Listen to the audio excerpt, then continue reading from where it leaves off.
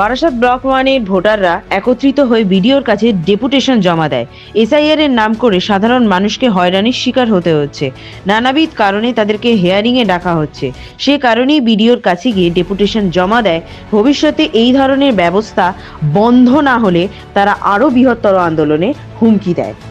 আমরা শান্তিপূর্ণভাবে এখানে ডেপুটেশন দেবো। যদি কেউ অশান্তি করে তার দায় কিন্তু আমরা নেবো না, তার দায় কিন্তু সম্পূর্ণ তাকে নিতে হবে। পরিষ্কার কথা, আমরা প্রশাসনকে সহযোগিতা করবো এবং যে অন্যায্যভাবে এসআইআর নিয়ে নির্বাচন কমিশন আছে সৌরতান্ত্রিক মনোভাব, স্বেচ্ছাচারিতা এবং পক্ষপাতমূলক আচরণ এবং সাম্প্রদায়িক মনোভাব নিয়ে চলছে, তার বিরুদ্ধে কিন্তু আমরা আজকে এখানে জড়ো হয়েছি।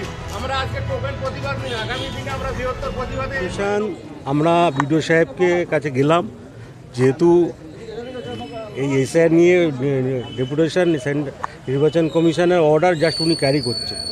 উনি বললেন ওনার কিছু করার নেই, উনি যতটুকু করার ততটুকু করছেন। আমরা কিছু নির্দিষ্ট পয়েন্ট বললাম, সেই নির্দিষ্ট পয়েন্ট অনুযায়ী উনি বললেন চেষ্টা করবেন সেগুলো। সেটা হচ্ছে আমরা কিছু দাবি রেখেছিলাম। সেটা হচ্ছে বর্তমান এসআইআরের কাজে প্রচুর সংখ্যক মানুষকে এসআইআরের নামে হয়রানি করা হচ্ছে।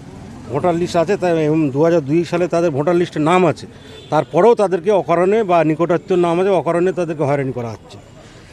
সবথেকে আমাদের মূল যেটা হচ্ছে ভোটার তালিকা সংশোধনের নামে সাধারণ মানুষের উপরে মানসিক শারীরিক হেনস্থা করা হচ্ছে, সেটা অবিলম্বে বন্ধ করতে হবে। এবং এসআইআরের নামে বিশেষ করে নির্দিষ্ট একটা সম্প্রদায় এবং বিশেষ করে ওপার বাংলা থেকে যারা ছিন্নমূল হয়ে এসে উদ্বাস্তু মতুয়া সমাজ এবং মুসলিম সম্প্রদায়কে টার্গেট করে এসআইআরের নাম বাদ দেওয়ার চেষ্টা হচ্ছে নির্বাচন কমিশনার।